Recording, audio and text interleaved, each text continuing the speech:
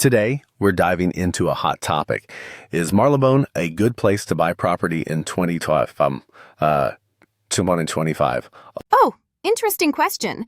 Marylebone has always been one of the more desirable areas in London, but with the real estate market changing so rapidly, it's worth considering if it's still a solid investment for 2025.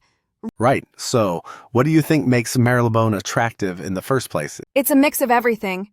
You've got high-end shops, great restaurants, and it's so central.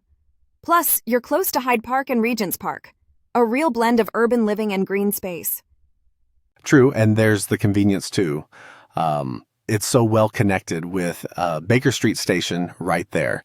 That makes commuting a breeze. Exactly. But with property prices being so high, especially in the more prestigious areas, it might be tough to find a good deal unless you're looking at smaller flats or off-plan developments. That's a good point. And with interest rates still being relatively high, the cost of borrowing is something people should factor in. Definitely. But on the flip side, Marylebone is a neighborhood that holds its value over time. It's seen as a safe bet for those looking for long-term capital growth. Yeah, it's kind of a timeless area. Even when the market dips, it doesn't lose its charm. Right.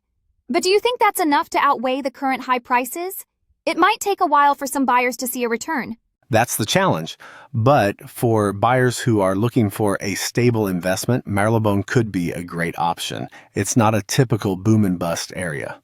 True. And let's not forget about the vibe. It's a quiet, almost village-like atmosphere, which is rare in central London.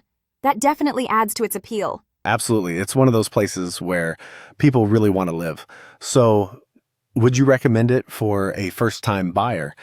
It depends on the buyer's budget, but for a first-time buyer who can afford it, it's a great place to settle. You get that classic London experience without the hustle of more chaotic areas. Good advice. So, to wrap it up, for 2025, I'd say if you're in the market for a property that holds long-term value, Marylebone is still a solid choice. Agreed. It's a mix of luxury, convenience, and charm that's hard to beat. Just make sure you're comfortable with the price tag.